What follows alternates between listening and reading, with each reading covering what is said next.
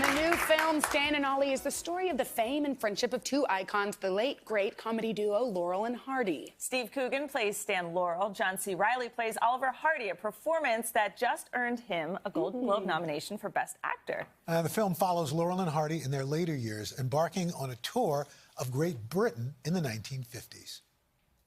In the pale moonshine, our hearts entwined, where she carved a name and I carved mine. Oh, June, just like the mountains are blue, like the pine, I am lonesome for you.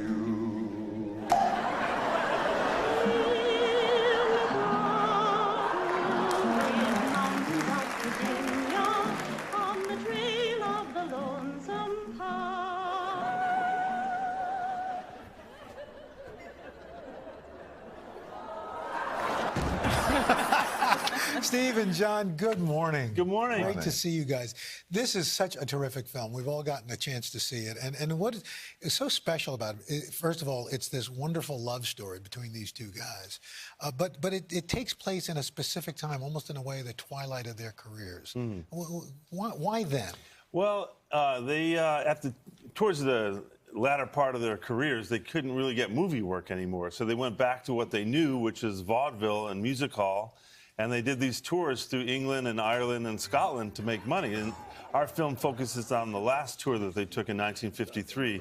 So it's a perfect kind of setting for them to look back on their lives, you know, and it was just a great way for us to explore a part of the relationship that you might not know from their films.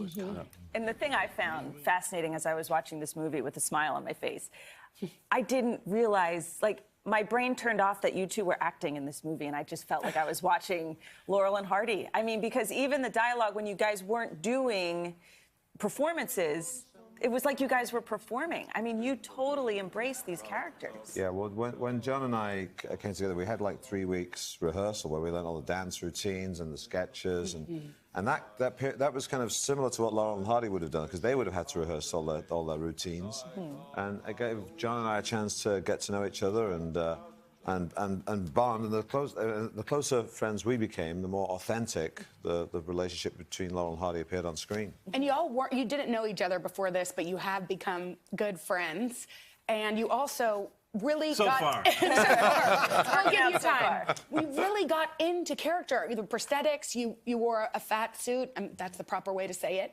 that you were very hot in, I've heard. Yeah. It was just, you had a surgeon on here before we came out. You know, they developed these things for surgeons, the shirts that you wear with tubes that go all over them that then pump cold water around your body so you can stay. So we use one of these surgeon cooling suits underneath my fat suit because otherwise you get a heat stroke and you die. We do a dance routine, and then John would go and sit down and they would plug him in. Wow. Start pumping the water out. Look, I've never done hard drugs, but I have a feeling it felt like that cooling suit coming on. You're like, oh. I know. Did you keep the cooling suit? You can use that in August. It's not necessary unless you're wearing some giant suit like I was wearing. And the physicality of these roles, and you mentioned the dance routines. We have a little video side by side. It's from the movie Way Out West when they originally did this. But what was that like to inhabit these guys? Well, it was a big responsibility, actually. These for both Steve and I, these were very important people for us as actors coming up. They really figured out some real secrets to comedy. That's the cool thing about, audiences that might not be aware of Laurel and Hardy. You can watch their films now and still laugh out loud. They're still that good. So it was a big responsibility for Steve and I to inhabit these people.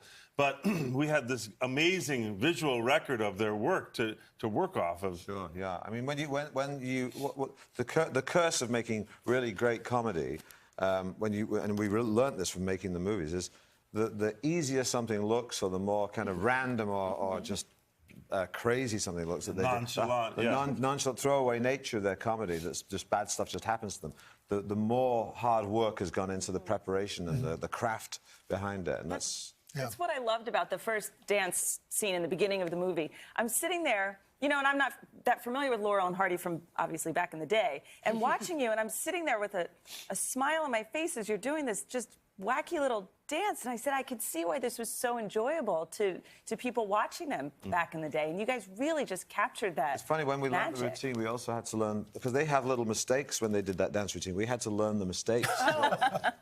I'm glad you liked the movie, because you know, that is something that audiences have been saying to us about it.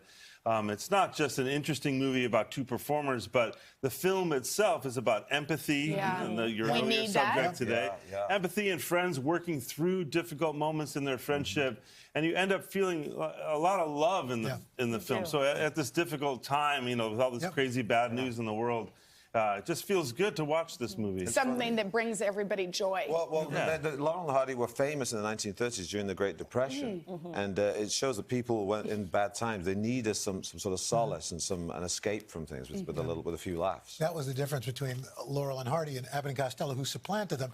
There was a genuine affection between those two guys. You could tell it. And we feel it between y'all, at least for now. That's right. Stan and Ollie hit select theaters on December 28th. Go see it. We'll be right back.